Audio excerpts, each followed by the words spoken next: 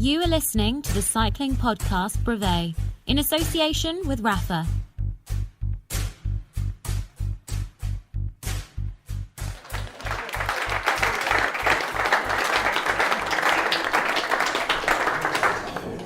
I'm Richard Moore, and this is Lionel Birnie, and we are 2/3 of the cycling podcast.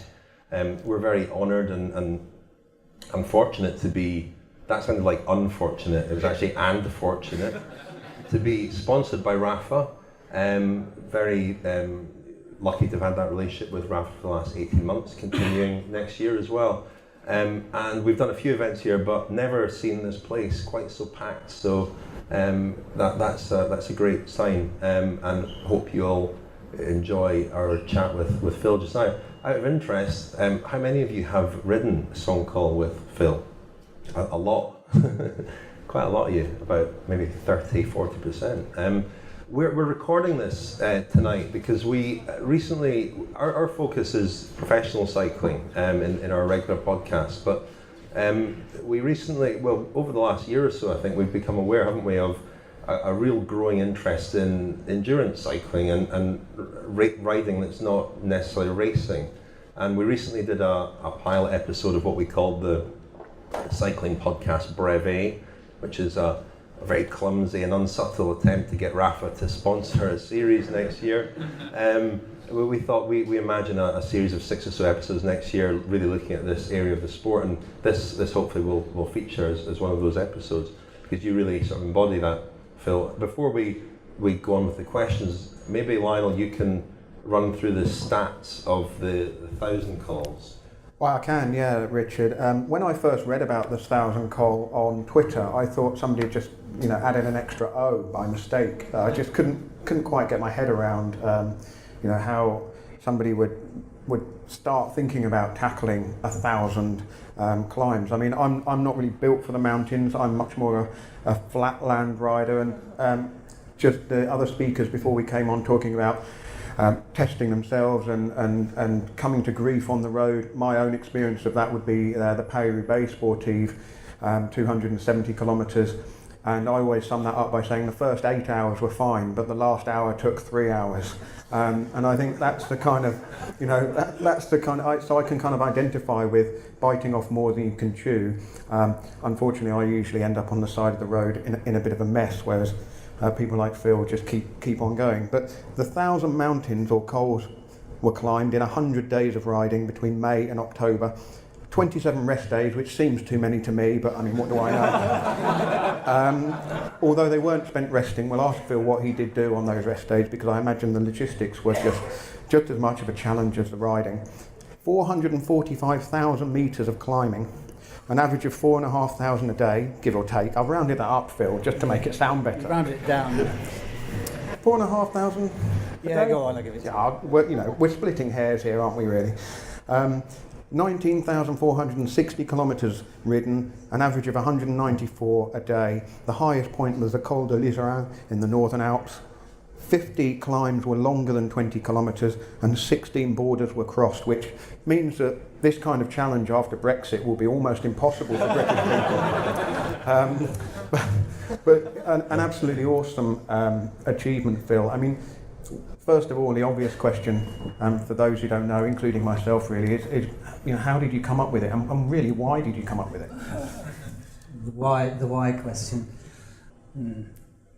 There were several whys. I suppose that I had to, the first thing was to convince the people around me, namely my wife Claire, and that guy over there, Walter, we tend to ride together quite a lot, and he's my foil in a way. I need to test ideas with him, and I watched very carefully when I first mentioned the idea to him. There's not much that frightens him, but he twitched, and he said, okay, right, but you're going to have to get someone to manage the events for you, because there's no way you can manage the events and ride. I mean, you can't do it. Yeah, of course. No, I've got that sorted. I'm going to get someone, to manage all the events. So I sort of got through that first stage of convincing the people immediately around me that I could do it. I sent an email over to James and Simon saying, this is my latest idea. And that was easy. I got exactly the reply that I was expecting. That's mad, that's crazy, that's amazing, we're it. So that was good, so we're getting there. And then I had to actually give it a little bit more of justification. And so I had to think a little bit more.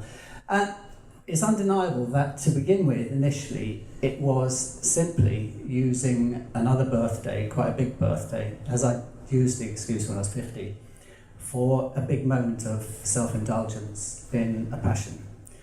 And hoping that, 60 being a massive milestone, I could use it to do even more than I had when I was 50.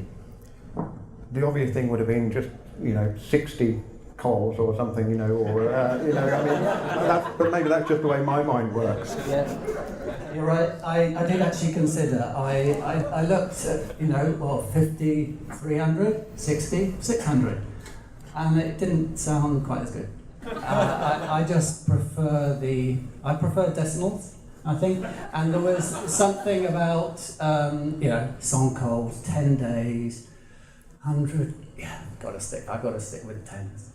I just like the idea of it, and then I started to analyse it a little bit more, and of course there were actually quite a lot of reasons. Very briefly, one was that I wanted to juxtapose the 10 different routes that I designed together to make one long journey, hopefully in the interest of really discovering the character of each one in a different way that I possibly would if I was just doing one normally, and then having a break and then coming back and then going to the Alps and then coming back. So there was that, just make it one long continuous journey. The other one was that the idea was that I would actually just do the riding, not the managing the events, because for 9 years I had managed the event and I had spent quite a time looking after the people who needed looking after, sort of the shepherd quite often, which was good fun, but I just wanted for once to actually ride it for myself, for the pure experience, physical experience of the riding. So that was number 2. And number 3, which actually definitely became the main reason and justification as time went along this year, was that I wanted it as a reason to bring as many riders who had ridden Song Cole's events before or who were new to it, but to bring them together and to create an even more enhanced sense of community and sharing. And it was something, the sharing thing is really where I hit the real reason. This idea of not doing something just for myself, but actually in a way also feeding off the feedback I got and the support that I got from my co-riders. So something you mentioned in the film was this idea of reconnecting with a feeling or an idea that you had I guess when you started cycling, because you came to cycling pretty late. You took it up when you were 40, didn't you? Yeah. And I guess as you explored the limits of what was possible for you, you reached a sort of plateau and wanted to, as I spoke to you earlier on, scare yourself, is what you said. Sort of give yourself a challenge that you maybe weren't 100% sure that you could actually do. So that was a factor as well, wasn't it, in setting the 1,000 calls? That's true. Wanting to get back to a genuine feeling about it. I suppose that what people seem to get from the event is the fact that I've created it in a way that it is something that is a massive achievement in itself, just to complete. And so you've almost, just by doing it and being there, you've already got the medal in a way. There's no more, once you're there, there's no winning to be done, because you've already won by just being there. And therefore, where does it go then? Because inevitably there is a competitive nature to any form of sport, and there always will be. It's undeniable, but it's not going to be the focus of why you're there. So then it becomes something that instead of competing against each other, we're actually helping each other, because we all know it doesn't matter, whether you take whether your final hour of the day takes an hour or takes 3. You're all there together at the end of the day, and there's an immense feeling of bonding and respect that is developed amongst riders. And that is really, I think, essentially to do with the fact that you can't hide. Everyone has had to dig deep, and we all have bad moments, and we help each other through those bad moments. So it's this sort of collective rather than competitive challenge that we've all taken on. Do you think you could have ridden 1,000 calls on your own, rather than with groups? The answer is undoubtedly yes, although that seems a bit pretentious. You're right. Funnily enough, I never for once doubted myself either before or during in terms of the cycling itself. It was the real battle became a mental one. Mentally, because I was paying the price of almost 5 months with 5 hours a night sleep, and every waking hour was either riding or managing logistics or people. And so I was dealing with mental fatigue. But if I had been on my own, I also think that the hardest thing would have been the mental bit, because I don't mind being on my own, listening to my own thoughts, but after a while they tend to get a bit boring. And I think I would have had a hard time just mentally staying focused on the job at hand. Richard and I cover professional racing, and it strikes me that this the endurance riding ethos is almost sort of a callback to the very first days of racing bikes, the first Tour de France and Giro d'Italia and so on. But in terms of plotting your route and coming up with all of the 10 different challenges, first of all, what do you define as a col? And how did you go about designing these routes? Were there any climbs? I mean, the list of climbs, for anyone who watches professional racing, there's some very, very famous climbs, obviously, and some more obscure ones, and some that I'm not too sure have featured too often in the Grand Tours, perhaps. But how did you go about designing the routes, and what were you looking for? And were you trying to make it as easy as possible between... no, you weren't, were you? No. So you've answered that one. Okay, so for those who don't know, what is a col? A col is not the top, it's a passage in between 2 higher points. So it's like a saddle, basically. The more interesting point is who calls a col a col? And I've now started naming cols. Sod it, it's because there's a thing called the Club des Cent Cols in France that is very much a clubman's club, and they get quite annoyed about what is a col and what is not a col, And in the end, if you've been climbing for 10 kilometres and you get a good view at the top, that's a col. So I suppose it's at times it could be called the Cent Climbs Challenge as opposed to Cent Cols, but we're missing the point, aren't we? So it's about climbing 100 big hills, let's say. So how do I put those together? That is the really interesting part of the process. I remember we did a talk in the RCC at Amsterdam at the beginning of this year with Walter, actually, and we were there and we were talking, we had questions about the upcoming ride.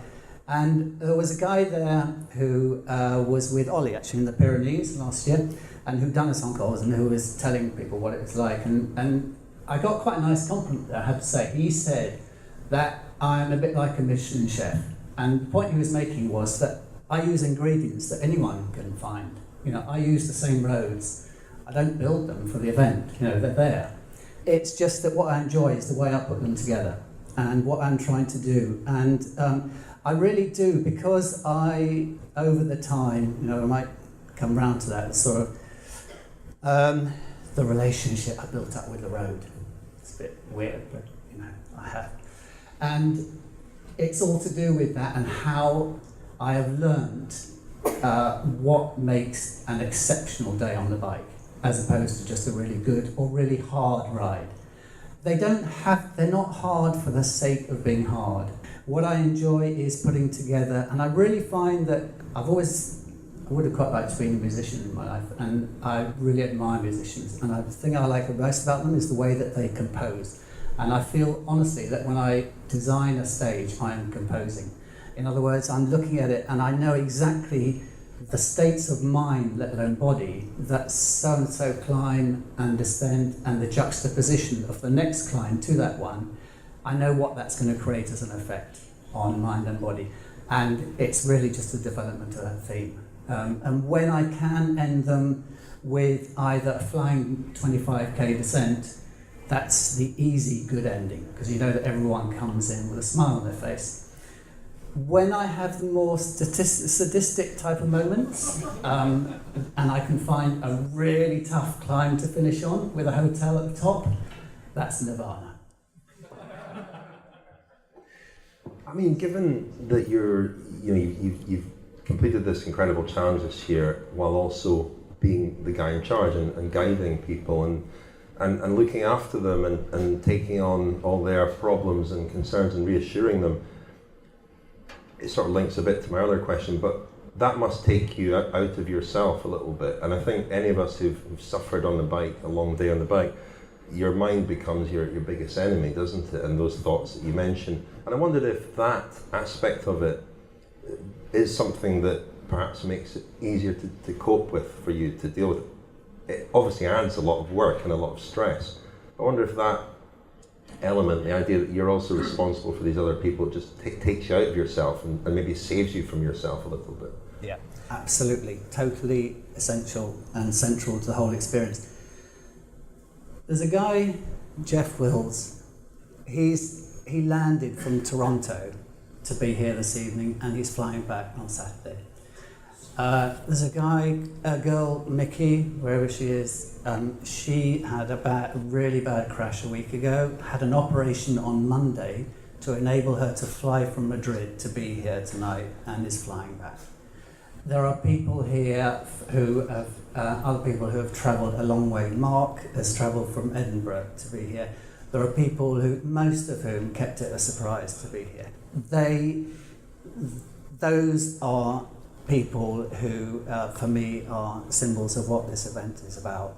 I mean, it's very flattering, but it's actually, I sometimes think it's about the event, it's about what happens out there on the road. It's not about, it's not directly me.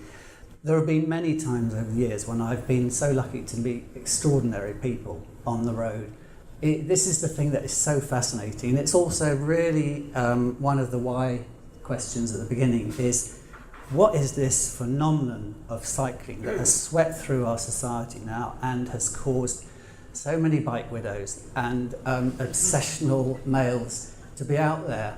And it is at the same time something so simple and linked to something so basic in ourselves, and yet at the same time I think it's filling in something that is becoming rarer in our society. And one of those things is genuine sharing and connectivity with other people and with something much greater than ourselves. And big part of what I get out of cycling is being in communication with something greater than ourselves. And the mountains epitomise that, obviously. And so when you're cycling together with other people who are all connecting, with each other, and we're experiencing something that we all know, we may not be able to define, but we all know that is a pretty impressive thing, and this is really why we're here. That's an amazing source of energy. You talked about finding a steep climb to end the day with, up to a hotel, presumably serving good food and wine, hopefully the hotel. So you must be aware that the riders are probably cursing you quite a lot of the time. You may well be cursing yourself at times, but the thing, as you were talking about the actual experience of riding, that strikes me as well, coming from experiencing a lot of these climbs on kind of Tour de France or Giro d'Italia day, when there's a lot of clutter, there's spectators and cars, and the landscape is kind of altered and blighted a little bit. I mean, what for you is the landscape an important part of the whole deal? The fact that you are at one with the climbs, you're out there, the views are beautiful. How important is that to you? And if you have a sort of top three Phil Deeker climbs, which three would be the top three? And quick fire on that one. Okay, yeah. All right, so first question I'll answer to begin with. There's two people in this room who were on the very first Suncoles event. They are three actually, and they were witnesses to. This is my first event, and we had an interesting situation on stage 2, which involved riders, one of which I think was Bob, being stranded in a snowstorm at the top of Galibier, and me trying to work out how to get 33 other riders to Briançon, which is the other side of Galibier, which was suffering a whiteout. And but the other interesting moment of that event was stage 9, end of stage 9. A few very wise riders had spotted that we'd already done 100 cols, yet we still had a day to ride. I hadn't spotted that myself, except that I always deliberately added a few more in, just in case we did have roadblocks or whatever. But I explained to them that actually there was a really good reason why we had to do the stage as I designed it, because they spotted a shortcut really, and so they could get home early and have a few ice creams to celebrate into the ride, making it easier again, you know? That's not the way. And so anyway, I put it to the vote. I said, you know, how many people don't want to ride the full route tomorrow? All but Graham, bless him, who works for Rapha, was the only Rapha staff there. Thank goodness. I had one sport who was pretty much the only one to say, no, we'll do the shortcut. I said, well, hang on, can we vote again tomorrow morning? Just sleep on it. You're tired and it's been a long day. And I also said, by the way, the route's not changing next year. There's a very good reason why the route is like it is. So it'll be the same next year. So unfortunately, you won't have done the full route. But if that doesn't bother you, then it doesn't bother me. And we came down for breakfast. I'm not lying, am I? This is genuine.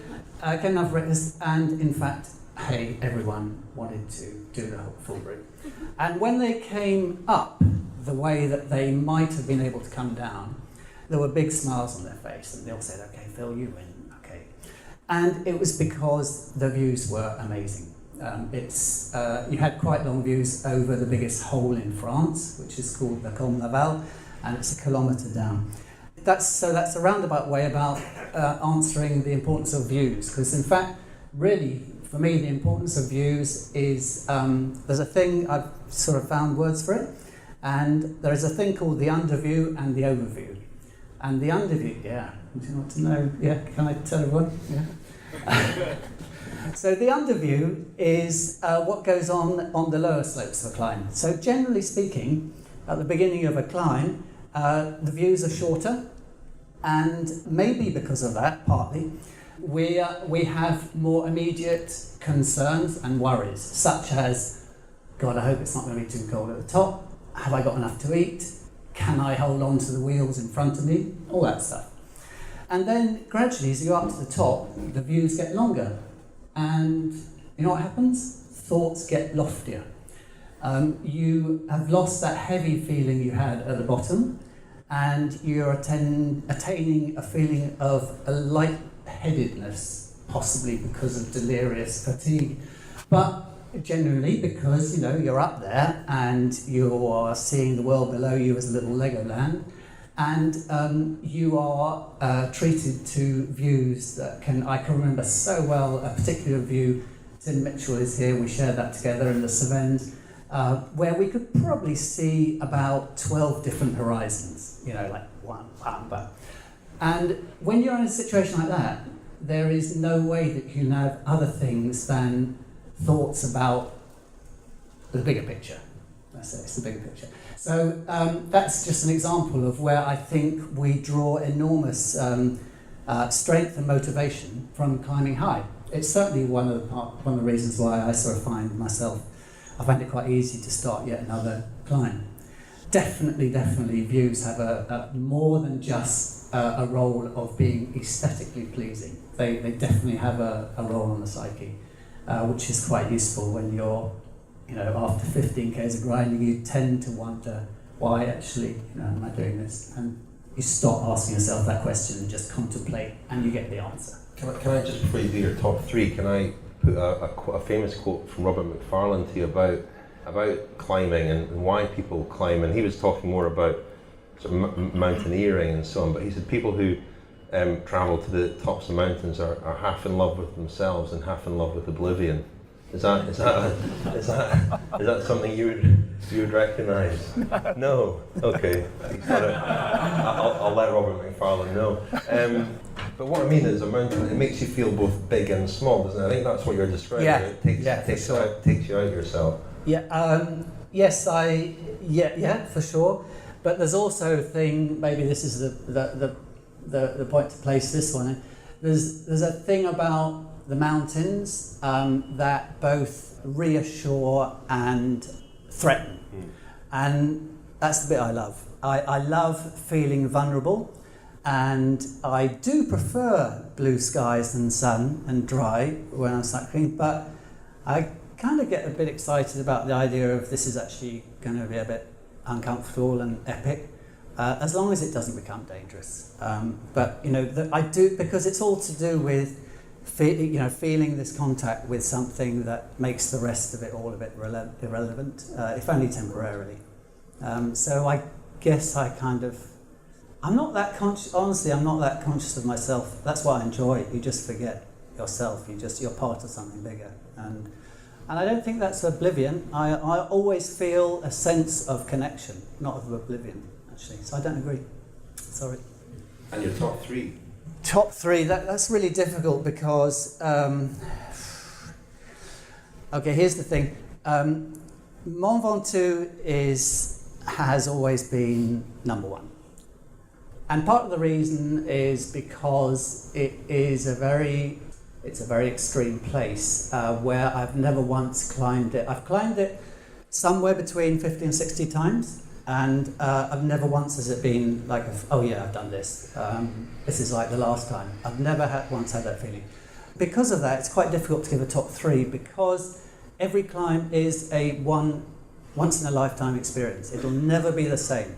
So obviously there are the exterior factors, but also yourself. Have you just done 100, 200 or 10 kilometers? But if I had to, let's put it slightly differently if I can, and let's say what were my favorite 3 climbs this summer, then, the Mont Colombis, the Northern Alps. Tim again, he is here, isn't he? Yeah, remember? Yeah, we had a big moment there. That is an amazing place. Sorry, yeah, it didn't come across that well. It's an incredible place that God knows why it hasn't been used on a grand tour yet, but thank goodness it hasn't. Let's just keep it for us. The view at the top there is quite exceptional. Then the third time, number 2, I would have to include the third of the 3 ascents we do of the Mont Ventoux, on the Mont Ventoux stage, which was, particular time for me, was incredibly difficult. And number 1, and there is Ben here, shared this, Jeff, there are several, sorry Ben, sorry, we had some great climbs together. Ben Cross, this is the Gamontero in the Asturias, and that is an example. Not only is it an exceptional climb, it's another satellite mask dead end climb. So it's known locally as the evil brother of the Angliru, which is quite a nice title to have, and it's got a concrete finish, and it's got a red and white satellite mask at the top, which is quite a familiar sight for those who know those type of climbs. And it was number 1 climb of the day. So we were up at the top. We started climbing at probably 7:45 in the morning.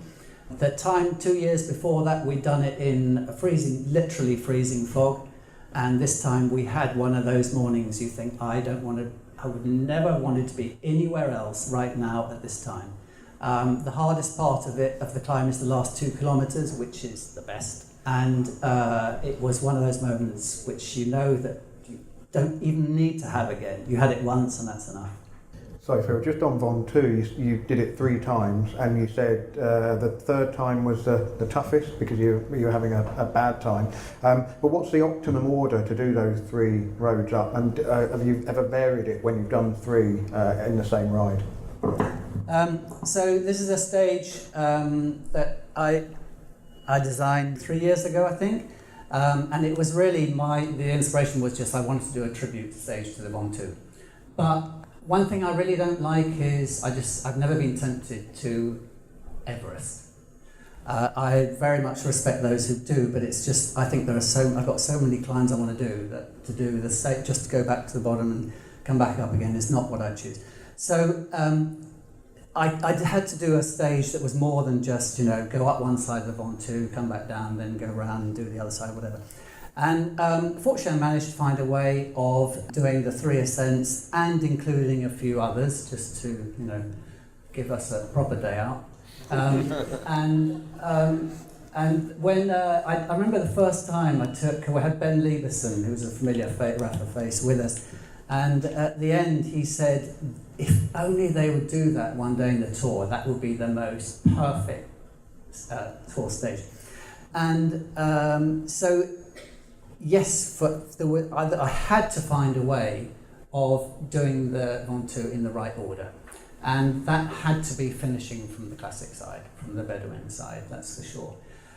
So we started, we were on the road at 7:30, I think, from Malacene, so up the north side, and straight down, and we had the procession. It was in August, so we had the procession of tourists had already started, tourist pilgrims, anyone from Team Sky replica kits to people with shopping baskets on the handlebars who were walking after 2 kilometres. And from there we go into up the Gorge Lannesque and come up from the Soho side, which is like the easy side, and then we go over the other side and do a few cols, Col de la Suzette, Col de la Madeleine, bring us round to Bedouin for the final climb. And for me, that stage for me is the ultimate way of experiencing the mountain. I know Jeremy Whittle's just written a book about Mont Ventoux, and he did put it to the tour organisers that they should organise a great, epic stage going at least twice up Mont Ventoux, and the tour organisers seemed initially to agree and said, that's great, you go and tell Mark Cavendish about that. I think the problem is it might be too epic for, not necessarily for the climbers, but for some of the people in the field. Could we maybe have some questions? I'm sure a lot of you have got questions. We'll hand this mic around. Would you consider doing something like the Indian Pacific race? So not necessarily for racing it, but just to experience time by yourself on a bike for a few weeks with endured days, 18-hour days and things like that. 18. Well, it's as much as you want to make. Okay, so there's one thing that became the biggest challenge of all over the ride, and that was the management of sleep deprivation. I had always tried to aim for 6 hours a night's sleep and didn't really make it.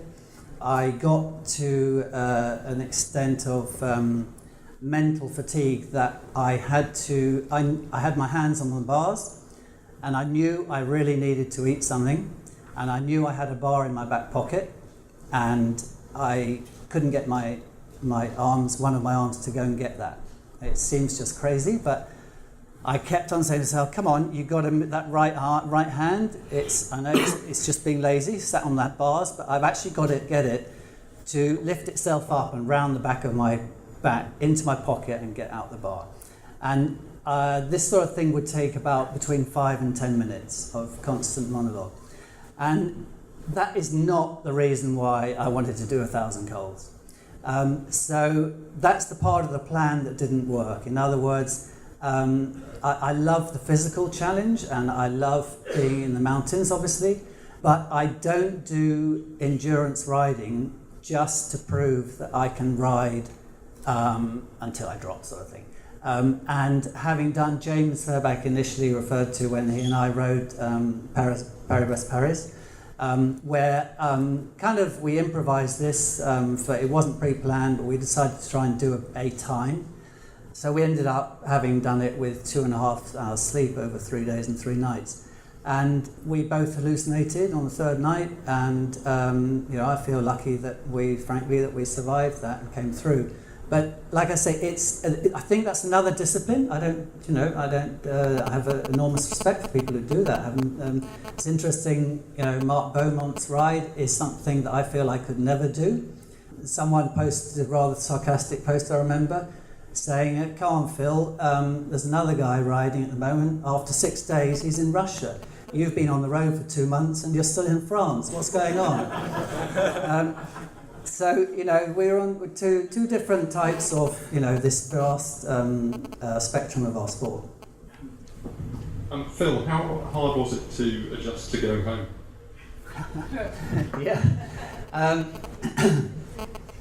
So it's an interesting question. It's one I expected and have been asked, but it's still very interesting to answer because. So what we did plan was that Claire would be at the finish, and that we actually took 5 days to drive home, which we could have done in like a day, and it was almost like a spaceman coming back from outer space, and we needed that transition time. So there was a pretty obvious sort of physical and emotional transition period of sort of coming down, as it were. But that didn't really make it any easier when I got the full slap in the face from real life, which was then seeing my kids and grandchildren for the first time, and then and I sort of come in and, oh, you're back, good, yeah, saw the photos, amazing, right, look great, and that was it. Yeah. So that was right. Now I'm back in the real world, and that took a bit to adjust because you inevitably spend a long time on the road, surrounded by people giving you more compliments than you usually deserve in life, and that's quite nice, really. Is that it now? What next? 1,500 goals, 2,000. Is that it? Are you satisfied now? What next? What for your 70th birthday? Trouble is that Claire is here. Someone did say what next, and I remember being very bemused listening to your interview with Mark Beaumont, and he said that someone on the very finishing line said to him what next, and he probably nearly punched that person because that is really, right afterwards, that is the last thing you want to hear. And fortunately, even now, it's something that actually, I'm not even picking up the bait, I'm not even going towards that hook with that bait on. Sorry, Simon. No, I'm enjoying a peace of mind that comes from hopefully kind of satisfying that appetite for experiencing the extreme. So I want to carry on sharing the mountains with riders, and I want to make sure that the event stays with the same spirit that it has over the last 9 years, but probably do that in a more balanced way in relation to a life and a sustainable marriage. You're doing 4 next year, is that right? 4? Yeah. Do you think you'll enjoy them more, without the pressure that you put yourself under this year? Yes, for sure. I know I'm not in the audience, but I've got another question. Whereabouts do you live? And when you're doing your normal cycling and you can't go up big coals, I mean, do you get the same thing from cycling when it's kind of ordinary cycling, or is it a different experience for you? Yeah. Well, ordinary cycling for me is 50 kilometres with 1,000 metres of climbing. That's what I do, that's where I live. And with Walter over there, we do a few of those a day before breakfast. Yeah. That's a joke. It was sounding so reasonable. I'm very lucky, but it's not entirely by chance that I live in a fantastic part of the world for cycling in the Belgian Ardennes, southern Belgium. And we have, there are a few people in this room who've come and ridden with Walter and I in that area. And for me, it is just a perfect training ground for riding in the mountains. And mainly because of the variety of climbs and the intensity of them. In other words, you know, you don't do a climb and then do 10k on the flat to the next one. It's like up and down, relentless. And that is what I love doing. So it's quite easy to maintain form and probably most importantly to maintain enjoyment of that. You know, it's not something I have to do. Being at home and doing the stuff at home is the bit I have to do. And on that note, I think we give a big round of applause to Charles. Thank you.